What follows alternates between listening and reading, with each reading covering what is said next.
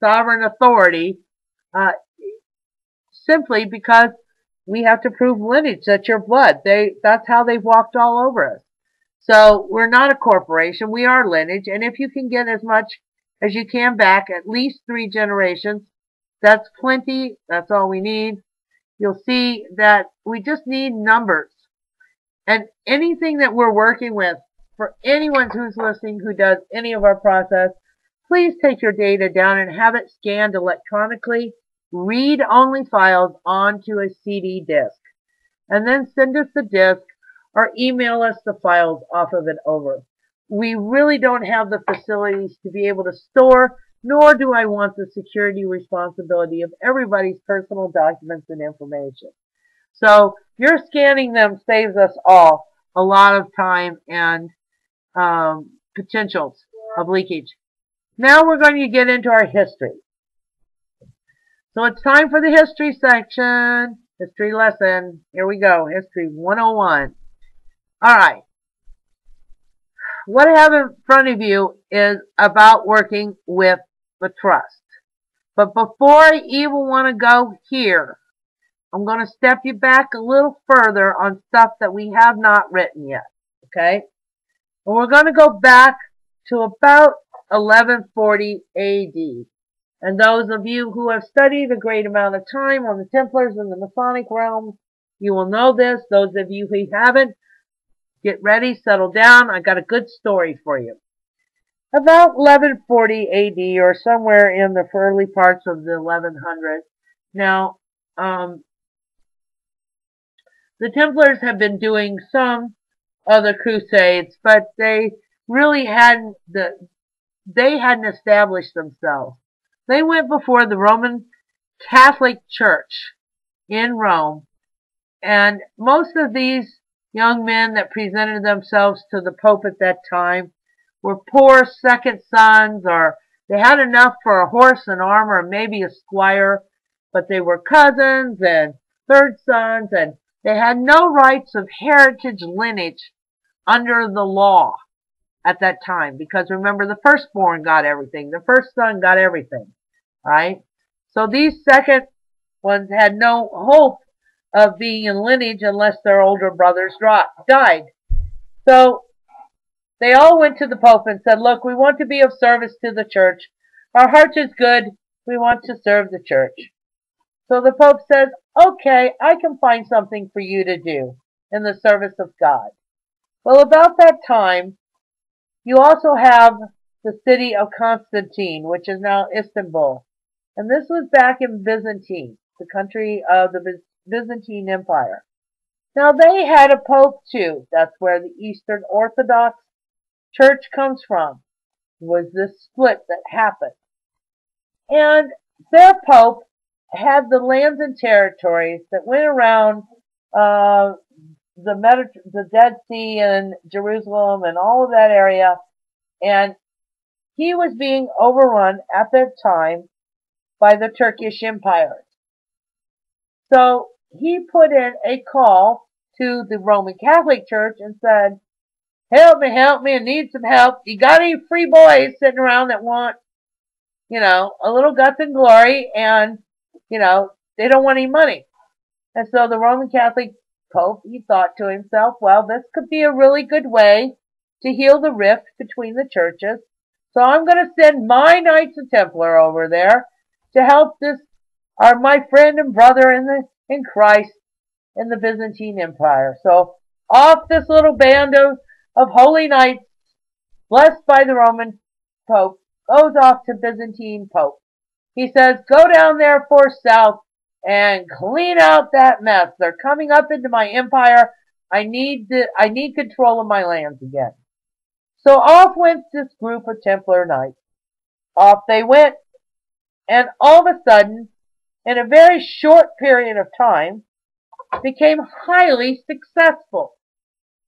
They took massive amounts of land, as well as Jerusalem itself.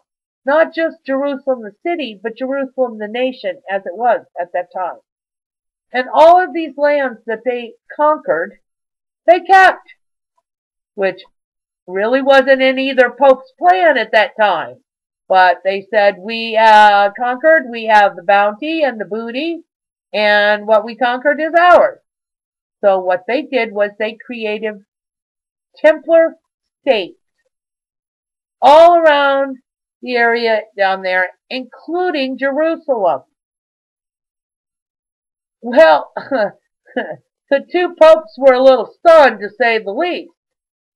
So then you don't hear a whole lot about it until right around 1144. And in 1144, I believe it's Pope Innocent VI, he is approached by the Templars, and it is near the end of his reign. He's been around on the throne for quite a while now, and he's approached by the Templars, and they say, "Hey, dear Daddy Pope, well, we did what you asked us to do. Now we got a few things that we want from you, because if you didn't notice, we're in control of Jerusalem and the whole central point there of the Middle East. And this is what we want." And this is when the Pope in 1144 wrote the first papal order giving massive power to the Templars. Well, he passed away at the end of 1144. Another Pope took over. He lasted for 1 year. During that year, the Templars came to him again and said, well, we missed a few things. We want you to give us some more powers and authorities. At which he did. Not that I believe he had much option, but he did release the Templars and their powers and authorities. So now they've had two separate popes within a 12 to 18-month period empower them and authorize them with massive duties, powers, obligations, and authority. Okay? So then everything tricks along for a while. And here we go up. And we're right about, if I remember correctly, let's see, 1144, 1145. Right up into another pope about a few years later. Might be a couple of decades. I apologize. I don't have all that specifics in my notes. So now they've had two separate popes. That second pope only lasted a year. So now they have a third pope that steps in. Well, they wait a few years. They go knocking on his door. "Hey, Big Daddy Pope, we need more power and authority. We ain't got enough yet. We need this, this, this." He authorizes them through a papal order with another load. So now you have three different popes who have empowered the Templars with probably more power and authority than they have, except, probably more than any cardinal or bishop or archbishop has. These people got massive powers. We don't even know all the powers. I have no idea. Haven't had the time. Don't even know if it's available or open. It's probably buried in the Vatican, all these papal bulls and all these papal orders. So now you have them. Okay, so now we're sitting right around 1200. And we're running right from 1200 until 1306. And in 1306 is when the Pope goes to the King of France, who owes him a lot of money. The King of France owes the Pope a lot of money. And I'm sure they both owe the Templars a lot of money, because by this time they have been fully encountered. They've had 150 years of power, authority. They've handled and established and created the first world banking system. They're moving monies right and left. They did 90 years of excavation under Solomon's temple, under the Temple Mount in Jerusalem when they took it over. So 90 years they spent excavating underneath the Solomon's temple.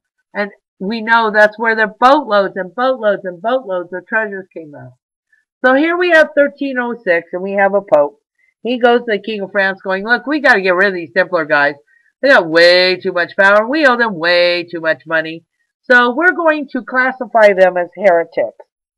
Now, in those days,